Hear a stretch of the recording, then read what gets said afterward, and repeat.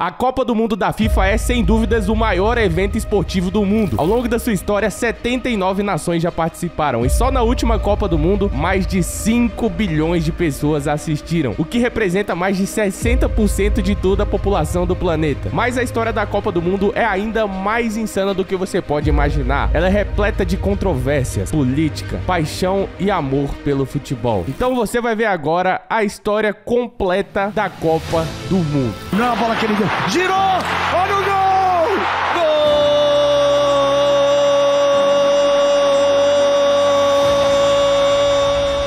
Essa história começa há quase 100 anos, antes mesmo da Copa do Mundo ser uma ideia. Em 1914, a FIFA decidiu reconhecer os Jogos Olímpicos como Campeonato Mundial de Futebol, o que significava que o país vencedor do torneio olímpico de futebol seria coroado campeão mundial. E foi assim por mais de 20 anos, até o dia 20 de maio de 1928, quando o presidente da FIFA, Jules Rimet, teve uma ideia de ouro que moldaria o futuro do futebol para sempre. Ao perceber o crescimento global e a popularidade do esporte e o grande sucesso dos torneios olímpicos de futebol, ele quis que a FIFA organizasse o seu próprio torneio internacional, fora das Olimpíadas. Foi assim que nasceu a ideia da Copa do Mundo.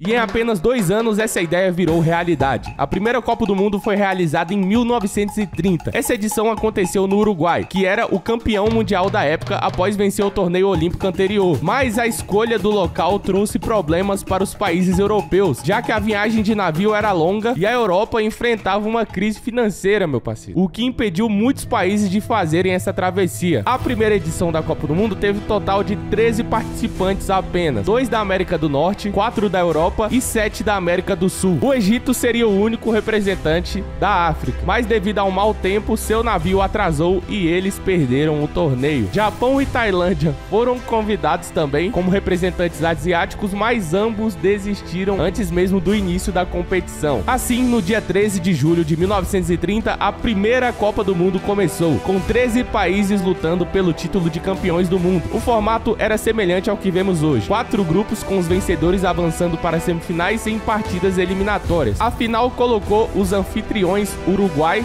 contra a Argentina. O Uruguai venceu por 4-2 diante de 93 mil espectadores no estádio, tornando-se o primeiro campeão da Copa do Mundo. Eles receberam o troféu original, que era diferente do que conhecemos hoje. 4 anos depois, a próxima Copa do Mundo foi realizada na Itália, agora favorecendo os europeus. E com a ideia de alternar a sede entre a Europa e a América do Sul, dessa vez houve interesse suficiente para realizar uma fase de qualificação, e 16 países participaram da fase final. O Uruguai, que foi o campeão anterior, ainda estava bolado, estava chateado com a baixa presença europeia na edição de 1930 e boicotou o torneio. Basicamente, o Uruguai falou: pô, vocês não foram pra mim, é que eu fui campeão, também não vou pra de vocês. O Egito se tornou a primeira equipe africana a participar, mas foi eliminada pela Hungria. Era a Hungria lá cantando lá: um dia eu vi uma estrela cadente e fez o pedido. O Egito foi eliminado pela Hungria. A final foi entre Itália e Tchecoslováquia, decidido na prorrogação com vitória italiana por 2-1, tornando-se a primeira seleção europeia a ganhar a Copa do Mundo.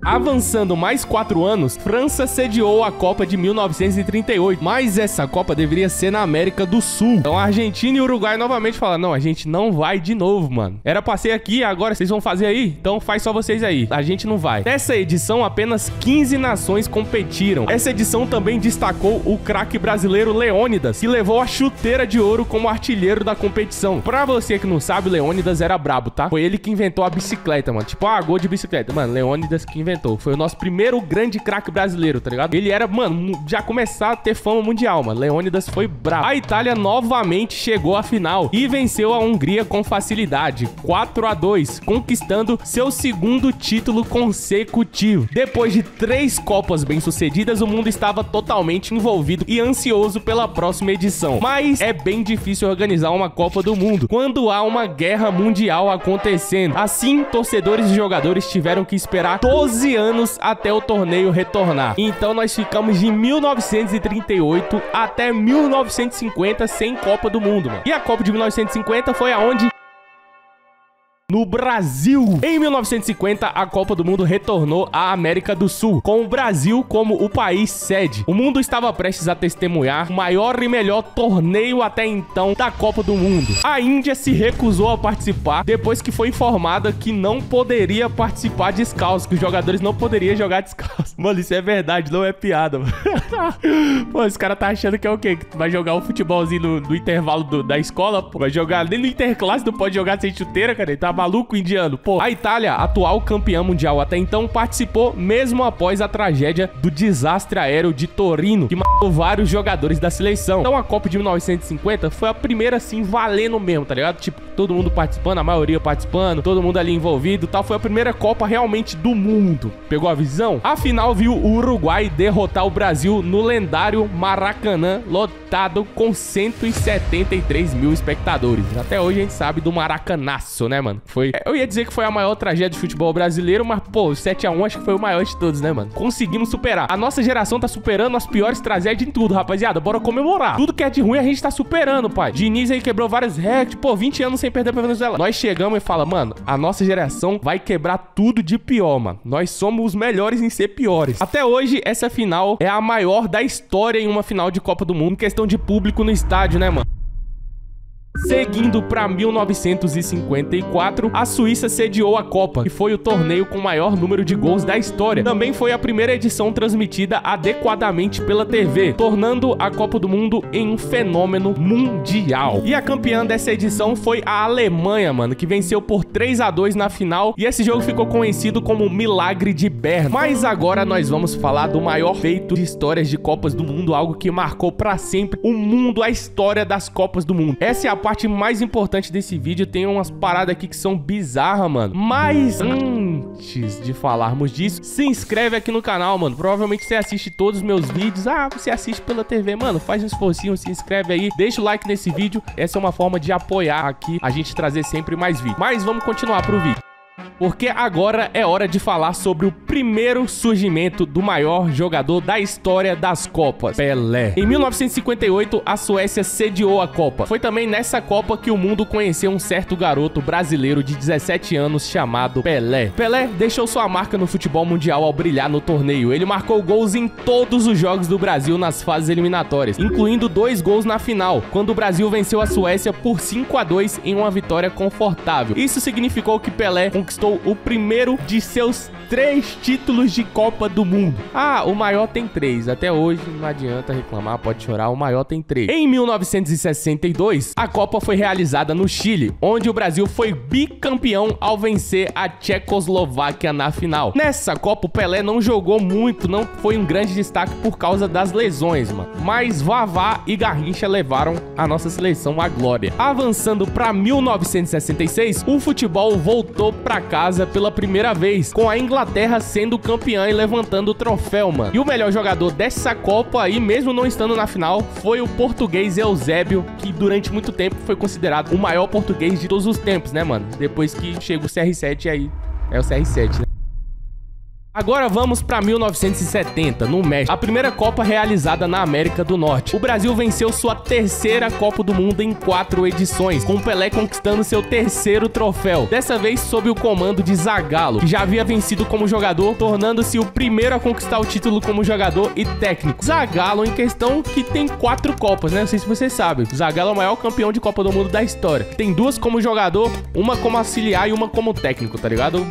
Simplesmente Rei Zagallo é brabo, mano. O Brasil só ganhou uma Copa sem ter o Zagallo envolvido, tá ligado? Depois que o Zagallo se foi, acabou a magia da seleção. Em 1974, a Alemanha sediou a Copa e derrotou a Holanda por 2-1 na final. Seleção holandesa, liderada por Johan Cruyff. Na edição seguinte, em 1978, a dificuldade aumentou ainda mais. A Copa foi realizada na Argentina e mais uma vez o país sede foi campeão, vencendo a Holanda por 3-1 na final. Com 2 gols na prorrogação, a Holanda amargava sua segunda derrota derrota consecutiva em finais. Em 1982, a Copa do Mundo foi expandida para 24 times e sediado na Espanha. Isso exigiu um novo formato. Os 24 classificados foram divididos em 6 grupos de 4 e os 2 melhores de cada grupo passaram para uma segunda fase. Paolo Rossi foi o grande nome da competição. Ele marcou um hat-trick contra o Brasil e ajudou a Itália a vencer a Alemanha Ocidental por 3-1 na final. 1986. A Argentina venceu a Copa com a genialidade e também com a polêmica de Diego Maradona na final. A Argentina bateu a Alemanha por 3-2, mas o jogo mais lembrado foi contra a Inglaterra nas quartas de final. Foi nesse jogo que o Maradona marcou 2 gols icônicos, o primeiro com La Mão de Dios, né, que vocês já conhecem, e o segundo considerado o gol do século, driblando 5 jogadores ingleses desde o meio campo. Por isso que o cara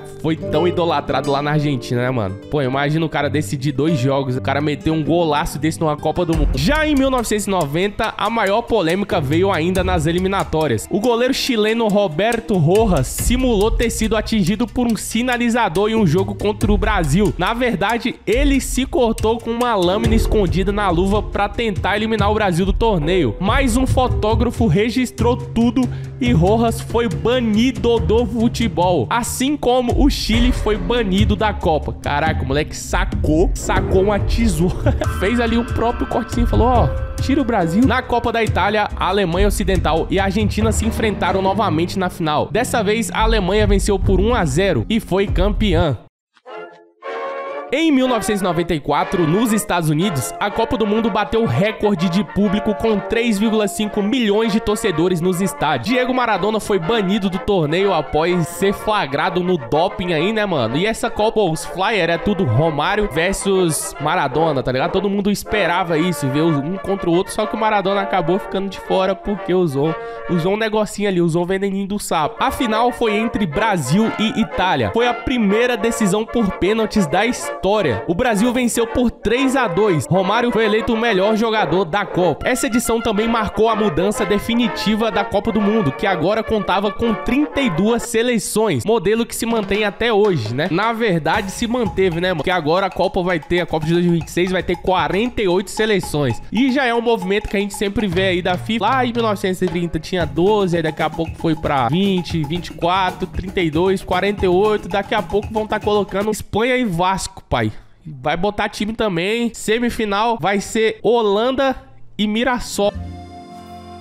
Mas vamos para 1998. A final de 1998 teve o Brasil enfrentando a França, cada time tendo um dos 2 melhores jogadores do mundo naquela época. Zidane na França e Ronaldo Fenômeno pelo Brasil, né, mano? Mas algumas horas antes da final, o Ronaldo sofreu convulsões, o que deveria tê-lo tirado da partida. Mas, de alguma forma ou outra, ele foi escalado como titular.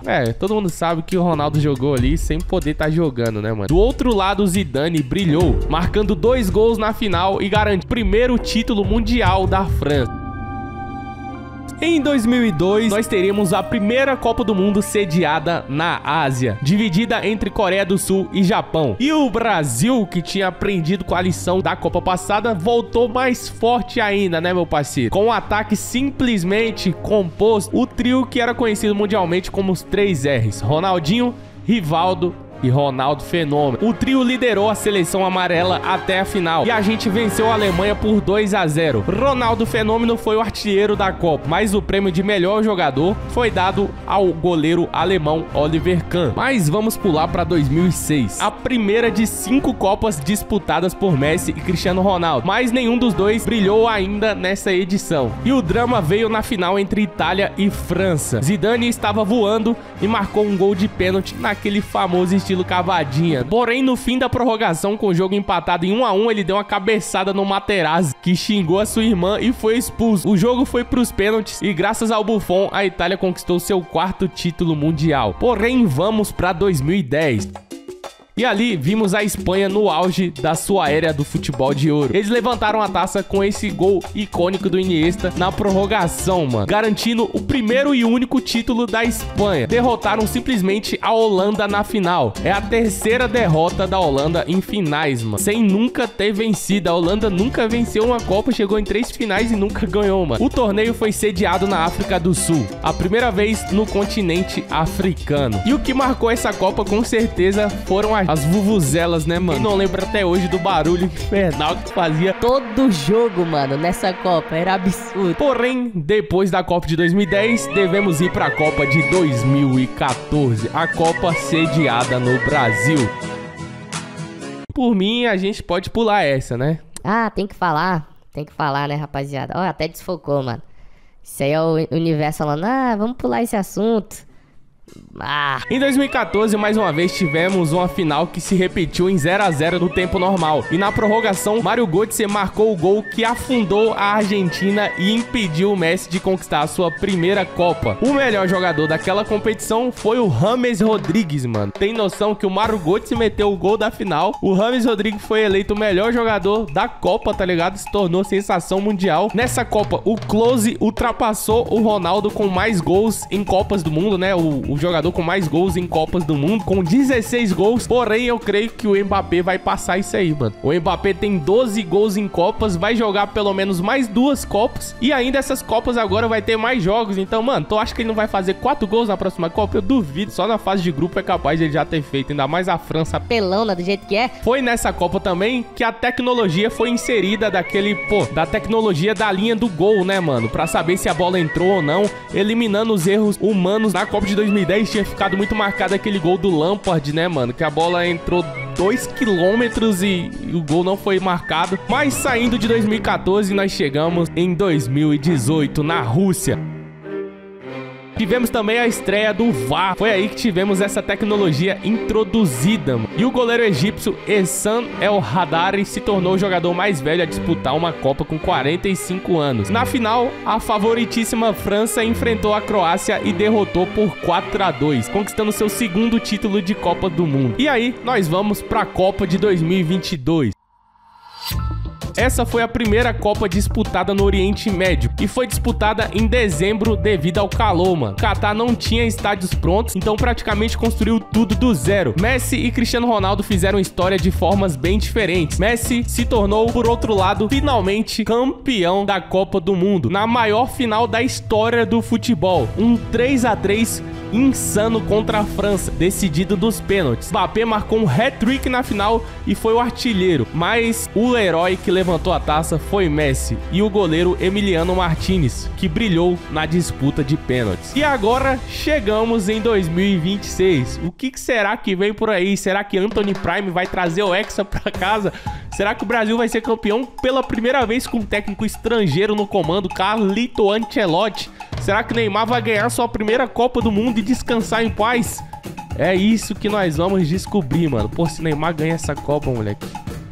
Caraca, mano, vai ser o ápice pra mim, velho. E depois de 22 Copas, o Brasil continua sendo a única seleção que participou de todas. E é a única que é pentacampeão e seremos hexa se Deus quiser, moleque. Te espero no próximo vídeo. Se você gostou, assistiu até aqui, se inscreve no canal, meu amigo. Pô, não custa nada você se inscrever, você ajuda demais. Tamo junto, até a próxima. Valeu, fui!